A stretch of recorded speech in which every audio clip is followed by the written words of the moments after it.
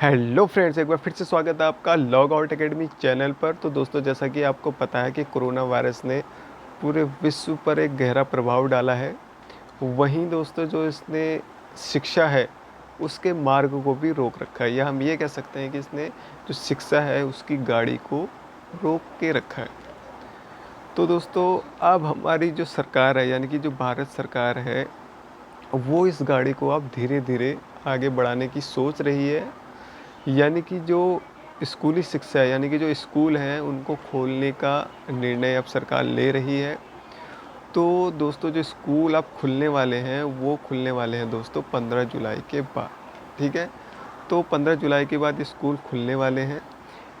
School खुलने के बाद जो सरकार है उसने कुछ गाइडलाइंस स्कूलों के लिए जारी करी है। तो क्या वो गाइडलाइंस रहेंगी, किस तरह से स्कूल खोलने हैं, आइए दोस्तों इस न्यूज़ में हम उसके बारे में जान लेते हैं।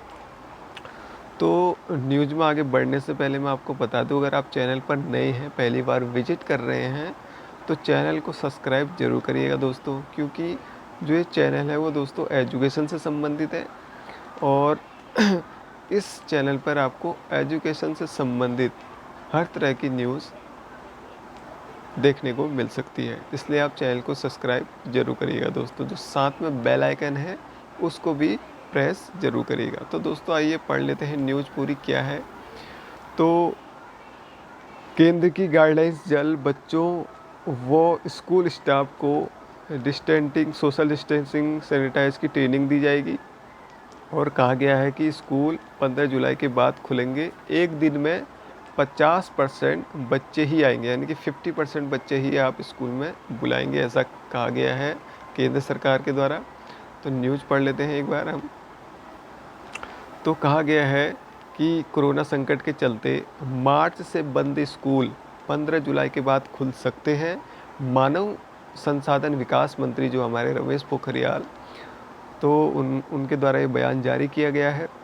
स्कूलों की पढ़ाई के लिए गाइडलाइंस तैयार कर रहा है जो जल्द जारी हो सकती हैं। सूत्रों के मुताबिक एक दिन में 33% या 50% बच्चे ही स्कूल जाएंगे। उपलब्ध संसाधनों के आधार पर राज्य सरकार और स्कूल प्रशासन तय करेंगे कि कितने बच्चे बुलाने हैं। तो जिस स्कूल में जिस तरह की व्यवस्था है, तो उस हिसाब से वो स्कूल अपने बच्चे बुला सकते हैं कि मुझे एक दिन में इतने बच्चे बुलाने हैं। तो फैसिलिटी के हिसाब से वो अपने बच्चे को बुला सकता है, ये कहना है मानव संसाधन विकास मंत्रालय का। छात्रों की संख्या के आधार पर हाथ धोने की सुविधा, टॉयलेट, पीने के पानी के नल इत्यादि बढ़ाने पड़ सकते हैं स्कूलों को।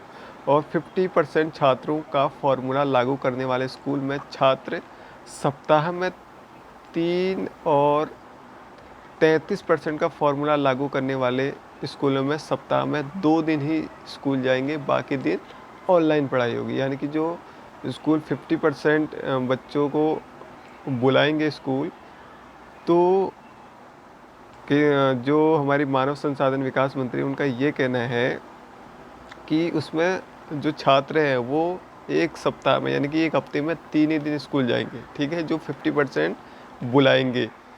और जो 33% का फॉर्मूला लागू करेंगे, यानी कि जो 33% बच्चों को बुलाएंगे, तो वहाँ पे जो बच्चे हैं वो सप्ताह में 2 दिन ही स्कूल जाएंगे। तो ऐसी गाइडलाइंस जारी कर सकता है मानव संसाधन विकास मंत्री। और आगे कहा गया है संक्रमण की स्थिति के आधार पर जून के अंतिम सप्ताह में गाइडलाइंस का रिव्यू होगा। उसके आधार पर स्कूल खोलने की तारीख में बदलाव भी हो सकता है। स्कूल खोलने या नहीं खोलने का अंतिम फैसला भी राज्य और स्कूल प्रशासन अपने स्तर पर ही लेंगे। ठीक है, तो राज्यों पर ये निर्भर है कि वो स्कूल खोले या नहीं खोले। जिस राज्य में संक्रमण के जिस तरह के केस हैं, अगर संक्रमण बढ़ रहा है, केस ज़्यादा है, तो वो स्कूल नहीं खोलेगा। जहाँ पे थोड़ी स्थिति सामान्य है, तो वो राज्य अपने स्कूल खोल सकता है। तो ये फैसला राज्यों के ऊपर छोड़ दिया है। आगे कहा गया है कि अंतिम फैसला राज्य और स्कूल प्रशासन अपने स्तर पर लेंगे। मानव संसाधन मंत्री रमेश पोखरियाल निशंक ने कहा कि गाइडलाइंस में स्कूलों में सोशल डिस्टेंसिंग और सैनिटाइज का ख्याल रखा जाएगा। प्राइवेट स्कूलों के संगठन action committee of and raider records night private school के जनरल सेक्रेटरी भरत अरोड़ा ने कहा कि गाइडलाइंस मिलते ही वे एसओपी तैयार कर लेंगे। उधर दिल्ली पेरेंट्स एसोसिएशन के अध्यक्ष जो है पारजित गौतम ने कहा कि संक्रमण कम नहीं होता तो स्कूल नहीं खोलनी चाहिए। तो जो अभिभावक है उनका ये कहना है कि अगर जो ये संक्रमण है वो कम नहीं होता है तो स्कूल नहीं खोलने चाहिए। तो दोस्तों, अब जो मानव संसाधन विकास मंत्री है वो कुछ दिनों बाद अपनी एक गाइडलाइंस जारी करने वाला है कि स्कूलों के लिए क्या गाइडलाइंस रहेंगे, कितने बच्चों को बुलाने हैं, क्या सुविधा उनको बच्चों को देनी है, तो किस तरह से उनको स्कूल खोलने हैं। तो जैसे ये गाइडलाइंस दोस्तों मानव संसाधन विकास मंत्रालय के द्वारा जारी कर दी जाती है तो मैं आपको वीडियो के माध्यम से बता दूंगा। उसके लिए आपको दोस्तों करना होगा चैनल को सब्सक्राइब, साथ ही जो बेल आइकन है उसको भी प्रेस करना होगा दोस्तों।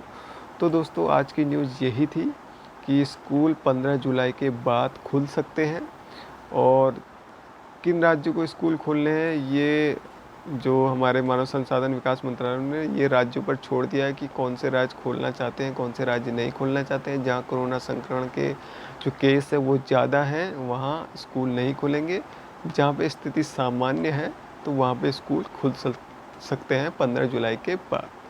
तो दोस्तों, न्यूज़ यही थी। Thank you for watching.